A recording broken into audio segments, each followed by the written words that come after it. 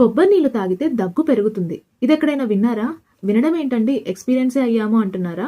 కానీ అది వాస్తవం కాదు. ఎందుకో చూద్దాం. కొబ్బరి నీళ్లలో కావాల్సినన్ని న్యూట్రియంట్స్, ఎలక్ట్రోలైట్స్ పుష్కలంగా ఉంటాయి. అంతేకాకుండా బాడీలో ఎక్కడ ఇన్‌ఫ్లమేషన్ ఉన్నా లేదా ఇరిటేషన్ ఉన్నా ఇది చాలా మంచి సూతింగ్ ఎఫెక్ట్ ఇస్తుంది. థ్రోట్‌లో కూడా. మరి కొబ్బరి నీళ్లు తాగితే మాకు టిక్లింగ్ సెన్సేషన్ ఉంటుంది, లేకపోతే దగ్గు పెరుగుతుంది అని చాలా మంది చెప్తున్నారు కదా! ఎందుకవుతుంది అంటే కొబ్బరి నీళ్లలో ఉన్న కూలింగ్ ఎఫెక్ట్ వల్ల. దీనివల్ల కొంచెం టెంపరరీగా మీకు అలా అనిపిస్తుంది, కానీ అది తర్వాత దానంతట అదే తగ్గిపోతుంది.